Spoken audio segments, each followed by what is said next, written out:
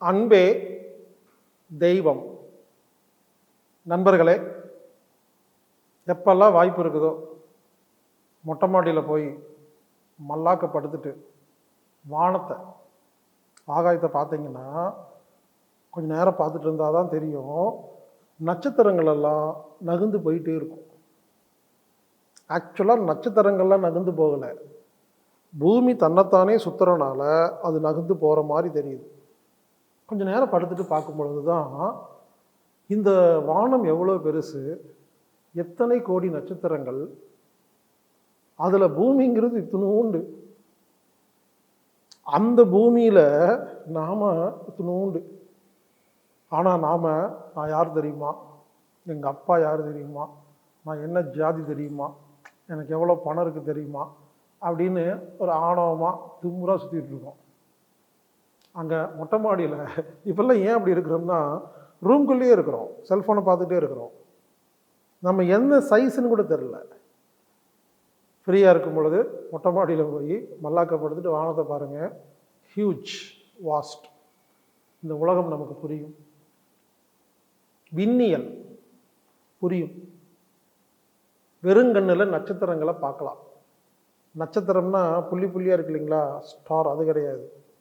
27 நட்சத்திரம்னு சொல்கிறாங்க இல்லைங்களா, நட்சத்திர கூட்டம், அதை வெறுங்கண்ணில் பார்க்கலாம். கோள்களை வெறுங்கண்ணில் பார்க்கலாங்க. இதை நமது பள்ளியிலோ கல்லூரியிலோ நமது முன்னோர்கள்னால் இப்போ இருக்கிற லேட்டஸ்ட் முன்னோர்களோ கற்றுக் கொடுத்ததில்லை. இதைத்தான் நமது முன்னோர்கள் கற்றுக் கொடுத்துருக்காங்க, விண்ணியல் அப்படின்னு, அஸ்ட்ரானமி. உலகத்திலேயே இந்த விண்ணியல் சம்பந்தமாக ஆராய்ச்சி பண்ணது நம்ம தான்.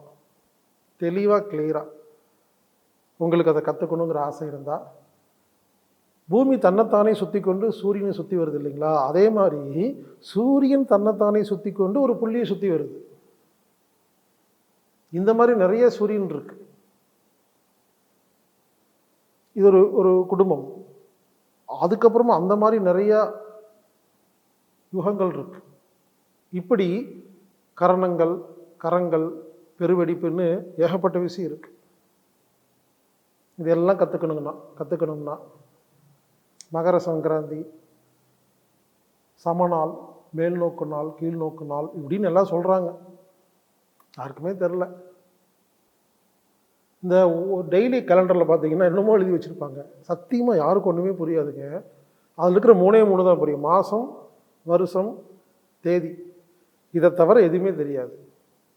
அந்த டெய்லி கேலண்டர் இருக்கிற எல்லா விஷயம் உங்களுக்கு புரிஞ்சிருச்சுன்னா உங்களுக்கு விண்ணியல் புரிஞ்சிருச்சுன்னு அர்த்தங்க. இது புரிஞ்சிருச்சுன்னா நமது ஆணவம், நான் அப்படிங்கிற அந்த ஈகோலாம் உடஞ்சி போயிருங்க. ஏன்னா இவ்வளோ பெரிய அந்த உலகத்தில், பூலோகத்தில், அண்டத்தில், பேரண்டத்தில் நாமெல்லாம் ஒரு சிறு புள்ளி. அஸ்ட்ரானமி அப்படிங்கிற விண்ணியல் தெரிஞ்சாதான் இந்த ஆணவம் நமக்குள்ளே அடங்கும். அதுக்குன்னே அஸ்ட்ரானமி அப்படிங்கிற விண்ணிகளும் வாழ்வியலும், பாருங்கள் பேர் பாருங்கள், விண்ணிகளும் வாழ்வியலும்.